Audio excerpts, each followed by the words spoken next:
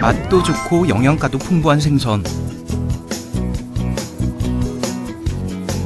그 중에서도 등푸른 생선인 고등어는 맛도 좋고 가격도 저렴해서 가정에서도 자주 즐겨 먹는 메뉴입니다.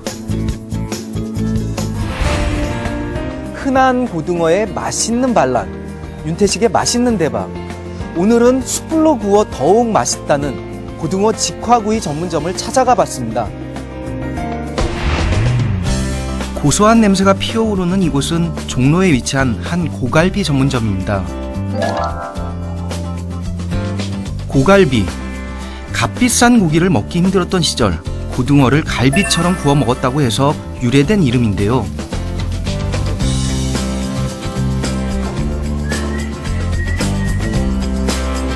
고갈비와 함께 즐기는 구수한 막걸리 한 사발의 낭만, 주인장의 훈훈한 정이 느껴지는 인간적이고 소박한 식당.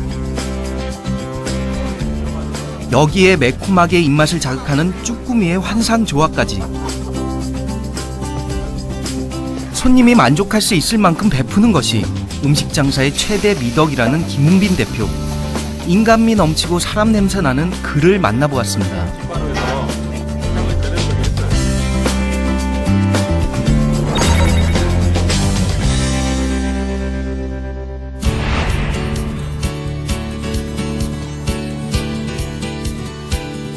(10여 년) 전 충무로에서 시작해 고등어구이 하나로 대박 맛집으로 등극한 김웅빈 대표. 벌써 여러 곳에 지점을 둘 정도로 주변에서 그의 성공에 관심을 기울이는데요. 이곳의 고등어, 어떤 특별함이 숨겨져 있을까요? 첫 번째 비결은 최상급 재료를 사용하는 것이라고 합니다. 저희는 지금 쓰고 있는 고등어가 거의 최상품 고등어를 쓰고 있으니까, 그래서 그 노르웨이 고등어가 전 세계적으로 굉장히 유명한 고등어고, 그래서 그 고등어를 계속 지금까지 쓰고 있어요. 국산도 물론 좋긴 좋지만 그 국산 못지않게 노르웨이가 조금 더 그 DHA 성분이나 그런 그 EPA 그리고 또 그런 것들이 더 풍부하기 때문에. 수산물의 강국 노르웨이, 최고급 노르웨이산 고등어를 사용해 맛과 품질 면에서도 우수하고 무엇보다 안심하고 먹을 수 있는 안전한 먹거리라고 하는데요. 보통 일반 고등어는 이게 점이나 이렇게 좀 흐트러진 모습으로 되어 있는데, 노르웨이 건 이렇게 다 줄무늬, 뭐 흔히들 뭐 이게 타이거 무늬라 그래가지고 호랑이 무늬처럼 생겼다고 그렇게들 얘기를 하는데, 이게 노르웨이 거예요. 이렇게 줄무늬가 있는 게 노르웨이 고등어예요. 두 번째 비결은 소금으로 간하는 염지 공법에 있다고 합니다. 천일염을 그 탈수가죠. 간수 뺀 거. 간수 뺀 천일염을 볶아가지고 그걸 갈아요. 믹서에다가. 그거는 아마 우리 집 말고는 그렇게 하는 데가 없을 거라고 생각이 되는데, 소금을 볶아서 소금 속 불순물을 제거한 후 곱게 갈아 간이 잘 배도록 만들고 있다고 합니다. 뭐 소금을 뿌리고 그런 과정들이 그 전 과정들도 그렇고요. 굉장히 많은 알게 모르게 굉장히 많은 단계를 거쳐서 하는데, 그런 아주 작은 부분이라도 신중하게 그리고 정성을 들여서 그렇게 하기 위해서는 좀 시간도 많이 걸리고요. 그리고 또 숙성하는 그런 시간도 걸리고, 그러면서 또 소금도 여러 가지로 그냥 쓰는 게 아니고 또 깨끗하게 그리고 또 더 맛있게 쓰기 위해서 저 소금조차도 아까 말씀드린 것처럼 그렇게 사용을 하니까 공정 과정은 좀 많이 걸리는 편이에요. 그렇지만 또 손님분들이 그런 것들도 맛있게 드실 수 있다라는 거, 그런 게 저희 보람이죠.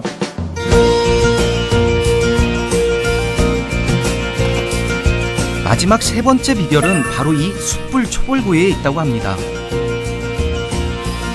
참숯을 이용해 생선의 비린맛을 잡고 향긋한 냄새와 바삭한 식감까지 살렸다고 하는데요.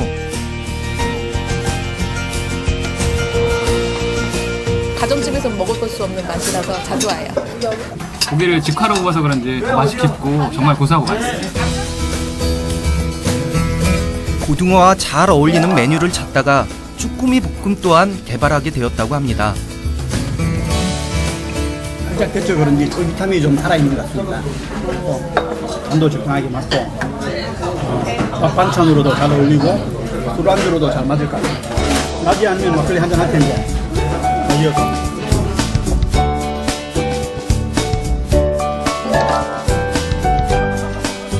쭈꾸미 또한 제대로 된 양념 맛을 찾기 위해 연구에 연구를 거듭했다는데요.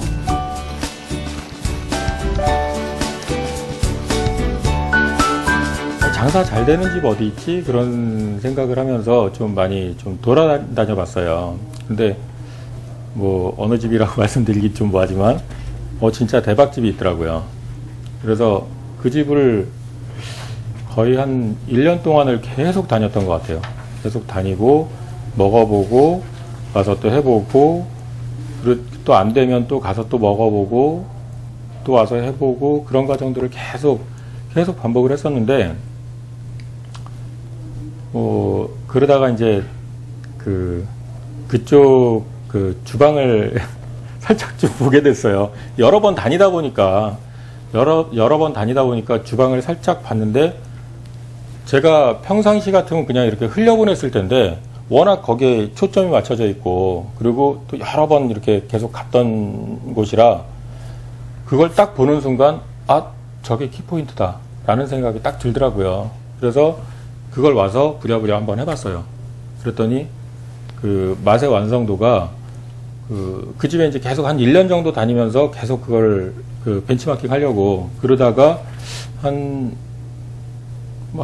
30% 그 정도밖에 못 따라갔는데 나중에 그 키포인트를 딱 보는 순간 거의 90%로 올라가 버리더라고요.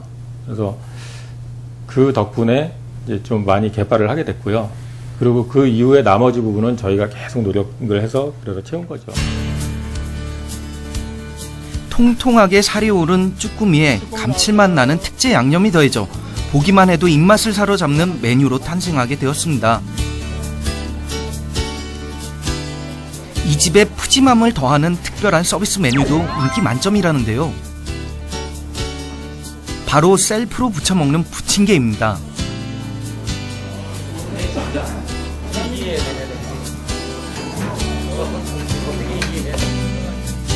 부추전 레시피를 만들어서 그걸 저희가 이제 직접 부쳐서 그렇게 해서 손님들한테 드렸는데 참 좋아하시긴 좋아하시는데 이게 주방에서 이거를 감당을 못하는 거예요. 일일이 다 부쳐서 드리려니까. 그렇다고 미리 다 해놓고 드리기는 맛이 떨어지고 그래서 이걸 어떻게 할까 고민을 하다가 절충을 했던 게 그럼 손님한테 직접 부쳐서 드실 수 있도록 하자. 그리고 드신 다음에 모자라지면 더 드실 수 있게. 그렇게 해서 그 후라이팬을 조그만 걸 사갖고 직접 드려봤더니 너무 좋아하시는 거예요. 그래서 참 저도 흡족했고요. 김웅빈 대표가 생각하는 이곳의 최대 성공 비결은 무엇일까요? 성공의 비결이요? 일단 긍정적인 좀 마인드, 아까도 말씀드렸는데 긍정적인 마인드를 갖고 있는 게 일단은 중요하고요. 음식 장사를 하면서 참 쉽다라고 생각했던 게 저도 밥을 먹잖아요. 그래서 제가 만족스러울 수 있을 정도로 손님들한테 드리면 그러면 손님들도 만족할 거라고 생각을 했거든요. 그래서 일단 뭐 맛이 됐든 양이 됐든 가격이 됐든 그런 것들이 제가 만족스러울 정도로 제공을 해드리면 그러면 음식 장사는 끝이라고 생각을 해요. 뭐 거기에 물론 서비스도 들어가고 뭐 몇 가지 좀 더 들어가긴 해야 되겠지만 뭐 이거만큼 쉬운 장사가 어디 있겠어요.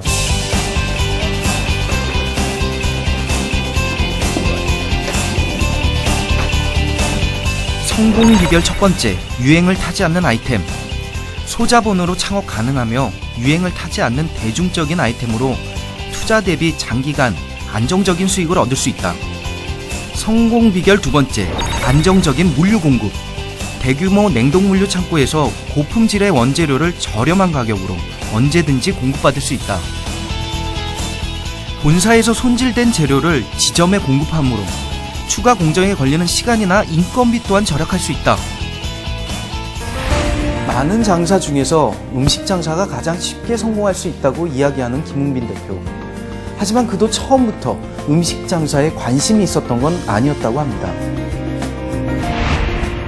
이제 마지막으로 제가 직장 생활을 이제 그만두고 나올 때 과연 내가 끝까지 계속 할 수 있는 그런 직업이 뭐가 있을까 그런 생각을 하다가 농산, 축산, 수산 그런 그 세 가지를 먼저 좀 생각을 해봤어요. 그리고 그 수산 쪽에서 여기 가락시장이나 그리고 노량진 시장이나 그런 데가 멀질 않으니까 거길 가서 일단 한번 구경을 해봐야 되겠다. 그래서 가서 구경을 해보니까 굉장히 활기차고 그리고 좀 드센 부분도 있지만 좀 남자답고 그런 생각도 많이 들고 그리고 그 수산 쪽 일하시는 분들이 굉장히 고생을 많이 하세요. 고생을 많이 하시고 좀 어떻게 보면 열악하다 그럴까요?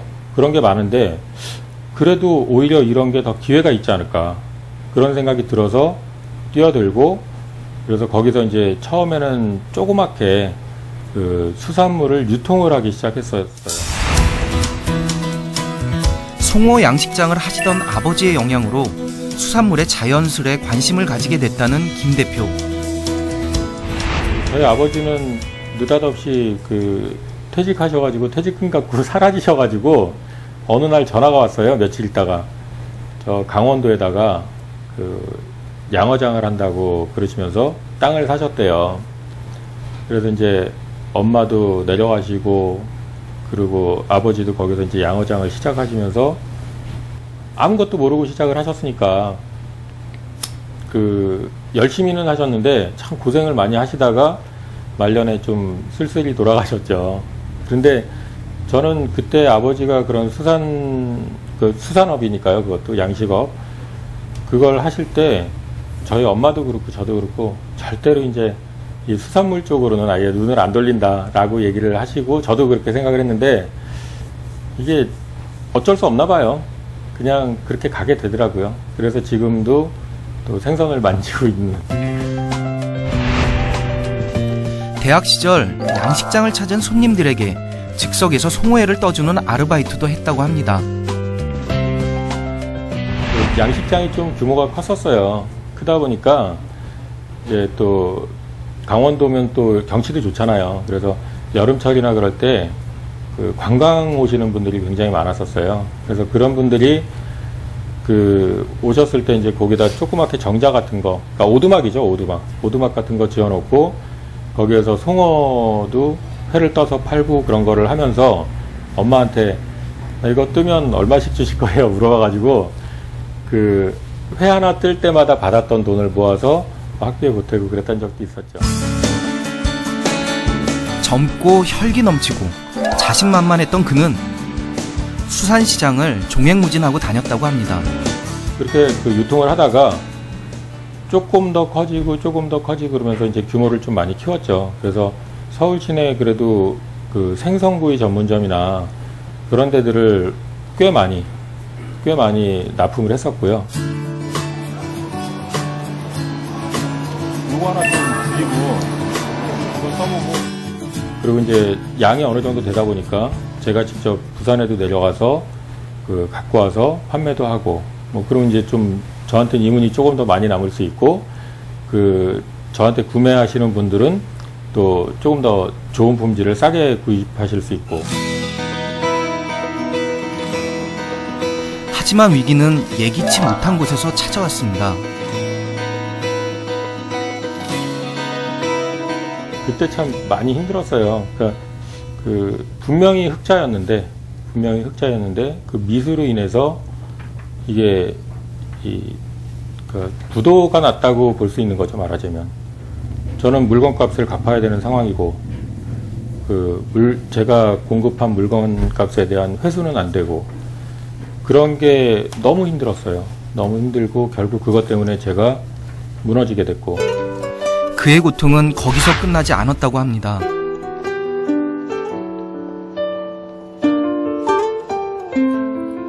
근데 그때 제가 그 미수를 회수하러 갔더니 다들 그 고개를 돌리시더라고요. 그때 참 너무 막 뭐라 그럴까. 그때 생각을 하면 지금도 가슴부터 뛰어요. 그리고 그것 때문에 식구들도 많이 고생을 시키고,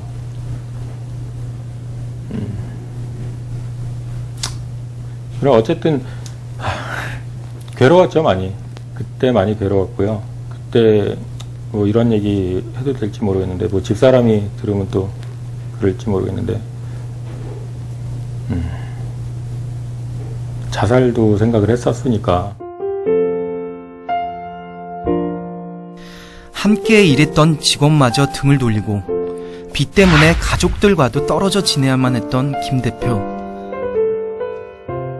뭐 신용불량자도 되고, 그리고 주민등록도 말소되고, 저절로 그렇게 되더라고요.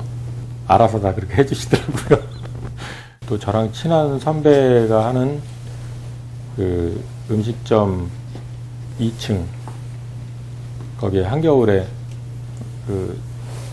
추위에 떨면서, 만약에 그때 그 선배 형이 없었으면 아마 노숙 생활을 하지 않았을까, 그런 생각을 했는데, 사람 때문에 상처도 많이 받았지만 또 몇몇의 고마운 사람들 덕분에 재기의 기회를 만들 수 있었다고 합니다. 뭐 굉장히 허름한 것 같고 테이블도 몇 개 안 되고 그런 데를 영업을 했다고 그러시더라고요. 저희 영업 사원이. 그래서 뭐 이런 데를 영업을 해갖고 이제 속으로 그런 생각을 하고 관심을 안 가졌었어요. 처음에는 이게 이렇게 작은 집에서 어떻게 이렇게 팔 수가 있지? 그런 생각이 좀 들더라고요. 그래서 궁금해서 그 집에 제가 가봤죠. 가봤을 때 거기 사장님이랑 저랑은 사실 안면이 없었어요. 안면이 없어가지고 제가 들어가서 그냥 식사를 했어요. 식사를 딱 하는 순간 고등어를 한 점 딱 떼어서, 고등어 별로 좋아하지도 않는데 고등어를 딱 떼어서 한 입 딱 먹는데 뒤통수를 맞는 느낌이 들더라고요. 이런 맛이 있구나.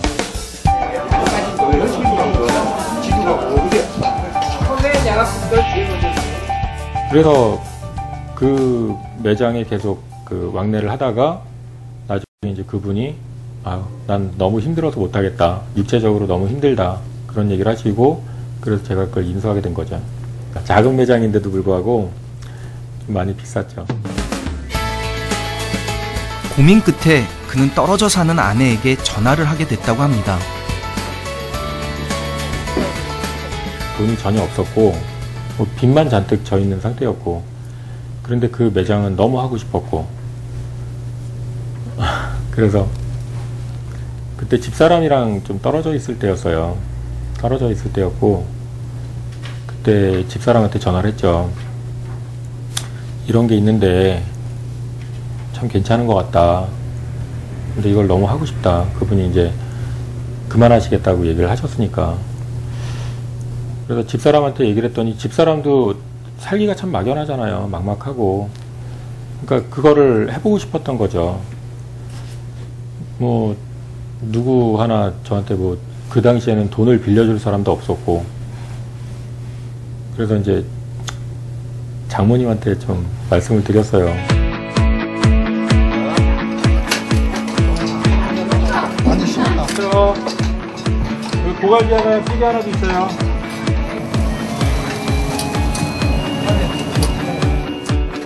어렵게 말씀을 드렸는데 장모님이 그러면 거기 한번 가서 보자, 그렇게 말씀을 하시고, 거기를 제가 모르는 사이에 다녀가셨더라고요. 다녀가셨는데 그거 보시고 오시더니 마음이 더 안 좋으신 거예요. 그 조그만 매장, 볼품 없어 보이고 그런 매장을 들어가서 자기 딸이랑 같이 일을 하겠다 그러니까 장모님 입장에서는 많이 좀 속상하셨겠죠. 속상하시고 괴롭기도 하셨고, 하여튼 그래서 우여곡절 끝에 어머님이 도와주셔가지고 그래서 그거를 시작을 하게 됐어요.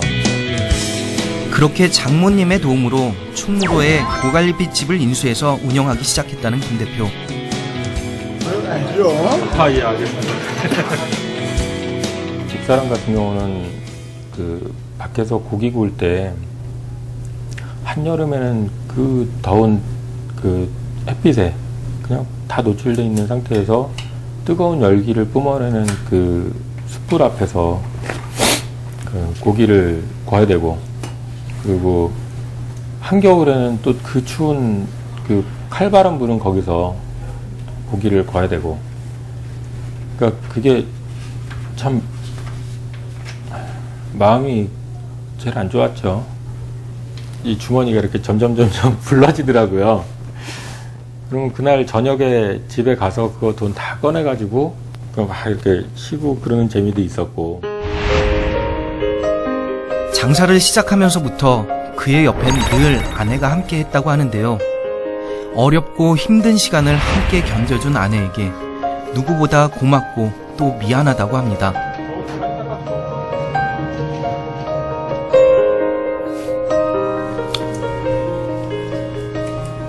저 때문에 많이 고생했죠. 표현은 잘 못하지만 가족에 대한 그의 사랑이 느껴지는데요. 애들이 좀 자랑스럽고요. 그 자랑스럽다는 게 뭐 대단히 걔네들이 뭐 이렇게 좋은 학교를 들어가고 뭐 그런 개념이 아니고요. 일단 올바로 자라줬다는 거 참 고맙고요. 앞으로 그의 바람이 있다면 무엇일까요? 첫 번째 목표는 일단 프랜차이즈를 제 브랜드를 300개 정도 만드는 게 제 목표고, 그 다음이 그 전문적인 수산 유통을 하는 게 두 번째 목표고요. 그리고 나머지 차후의 것들은 또 생각하는 게 있거든요. 먼저 창업시장에 뛰어든 선배로서 그가 예비 창업자들에게 해주고 싶은 말이 있다고 합니다. 첫째로는 일희일비하지 말라는 것인데요. 음식점을 하다 보면 여러 가지 요인들이 많이 있는 것 같아요. 뭐 날씨, 그리고 뭐 계절, 그리고 또 심지어는 뭐 어떤 스포츠 행사를 하든. 그런데 그런 거로 인해서 어떨 땐 매출이 좀 내려갈 때가 있고, 또 어떨 때는 올라갈 때가 있고, 장사 잘 될 때는 뭐 이제 뭐 더 이상 뭐 잘 될 것도 없을 것처럼 막 생각하다가 안 되면 막 죽을 것처럼 막 그러고 그러면 어떻게 고통스러워서 어떻게 일하겠어요. 편안한 마음으로 꾸준히 지속적으로 그렇게 하시면 좋은 결과는 항상 있을 거라고 생각을 해요. 두 번째로 강조하는 것은 많이 베풀라는 것이라고 합니다. 베풀다 보면 충분히 돌아온다는 거죠. 그게 제가 A라는 사람한테 베풀었기 때문에 A라는 사람이 저한테 다시 뭐 어떤 피드백이 온다, 그게 아니고요. A라는 사람한테 베풀면 결국 그걸 보던 옆에 B나 C, D 다른 분들이 그걸 보고 저에 대한 평가를 내리게 되고, 그래서 결국 그런 것들이 다시 저한테 돌아올 수 있는, 뭐 멀리 돌아오든 가까이 돌아오든 어쨌든 충분히 저한테 돌아올 수 있다는 거죠. 손님에게도 마찬가지지만 그 이전에 더 베풀어야 할 것이 바로 직원들이라고 하는데요. 같이 일하시는 분들, 직원분들, 그런 분들이, 그 분들이 결국 나를 잘 살게 해준다. 가족처럼이 아니고 가족으로 지내게 되죠. 그렇게 해야 된다라고 생각을 해요. 그러면 아마 성공할 수 있을 거라고 생각을 해요. 그의 이야기 속에서 사람을 아끼고 소중하게 생각하는 따뜻한 마음이 전해집니다. 그 따뜻한 온기 속에서 이곳을 찾는 손님들 또한 지친 마음을 잠시나마 위로받을 수 있었으면 좋을 텐데요. 고소한 고등어 구이로 잠들었던 입맛을 깨우고 막걸리 한 사발에 그리운 추억을 담아 마시고 어려웠던 그 시절의 이야기를 함께 공유할 수 있는 소중한 사람들이 옆에 있다는 것, 그것이 바로 내일을 살아갈 수 있게 하는 행복의 에너지가 아닐까요? 숱한 시련과 상처 속에서도 주저앉지 않고 한 걸음 더 나아가려고 노력했던 김웅빈 대표. 그의 부단한 노력과 꿈을 잃지 않는 용기가 오늘날 그를 성공으로 이끈 가장 큰 비결이 아닐까요?